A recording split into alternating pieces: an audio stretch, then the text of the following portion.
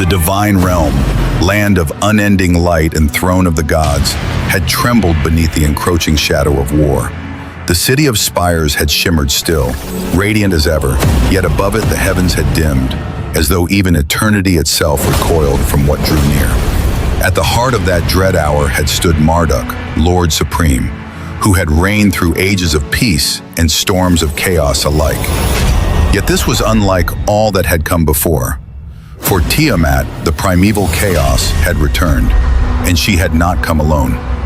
Tiamat, Ishtar, and Enlil, ancient powers beyond reckoning, had accomplished the unthinkable. They had bound the fiercest races beneath one banner. And that banner, dark and inexorable, had been raised against the city of the gods.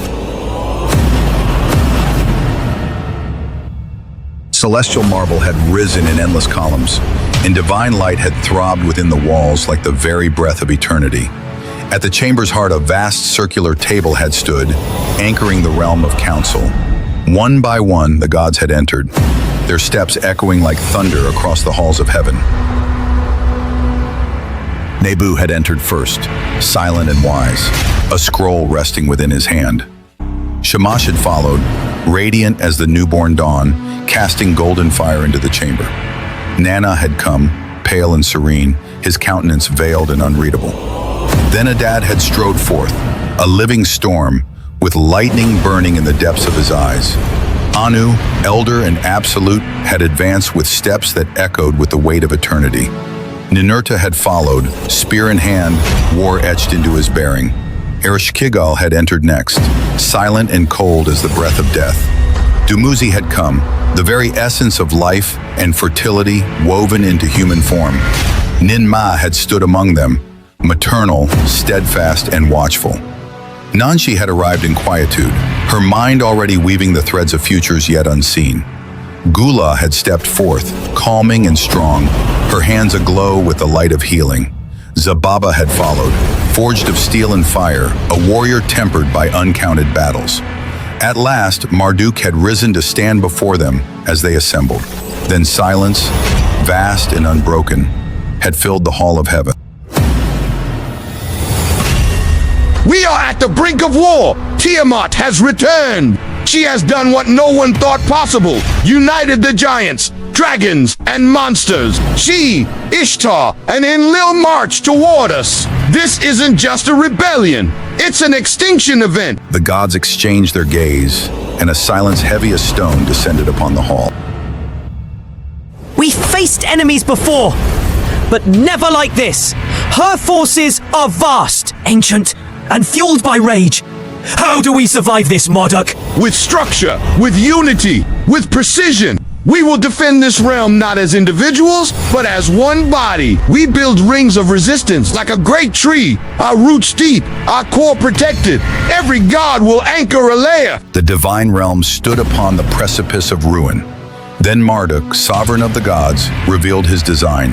Not a mere wall, but 6 divine layers. Each was wrought by the gods themselves, each a primal force of nature, each a bastion raised against the encroaching chaos. Shamash, you are the sun, justice incarnate. You will cast a wall of light around our world. Let no darkness pass. Then let there be no shadow. The light of the sun shall burn as armor. None who carry Teos will cross it. And Nana, Lord of the Silver Moon, joined him, casting a pale radiance that crowned the gathering with night's eternal grace. And in the night, I will keep watch. The moon shall hold where the sun sleeps. Our shield will never fade. Thus arose the first layer, a vast dome where day and night entwined, and it sealed the sacred realm within the sanctity of pure eternal light. Then Marduk turned to Adad, Lord of the Storm, whose thunders once shook the pillars of creation.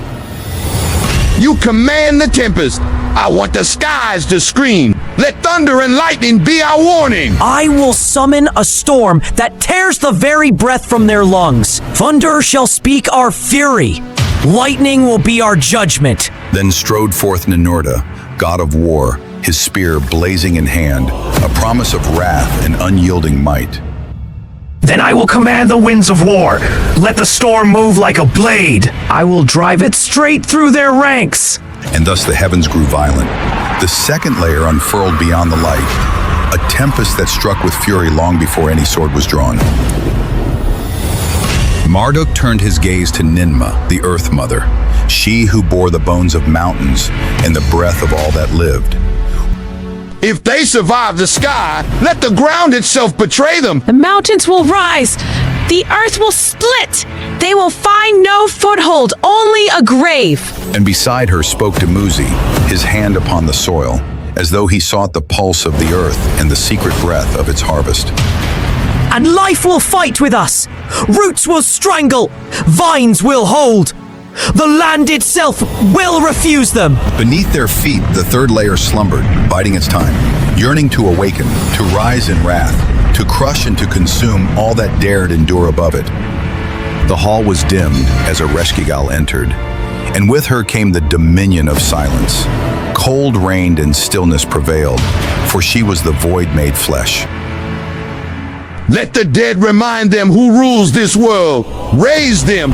Let them scream. They will walk again, not to live, but to haunt and to fight. Then Nanshi, with eyes cast into distances unseen, spoke, her voice carrying the weight of hidden waters and forgotten shores. I will guide them. I see where the enemy is weakest. The dead will strike with purpose. And so the fourth layer stirred in silence. From its depths rose ghosts and wails, fear and fate entwined, and a shadowed host bound by vengeance eternal. Marduk turned to Gula, serene in her grace and radiant as a healing flame. Our warriors will fall, but not for long. You must keep them fighting. Every wound will be closed. Every breath returned. We will not weaken, we will endure. Zababa, god of war, armored in dread and towering like a storm-born mountain, stepped to her side. And I will hold the line. No harm will reach her. Our warriors will rise again, reborn in every battle. The fifth layer rose not of force but of will. They did not break, they did not die, they endured as stone, unyielding before gods and shadows alike. If they reach this far, they will find us waiting. Not in fear, not in retreat, but ready. Anu, father of gods, strode to his side, his gaze hard as the stars. This is our home.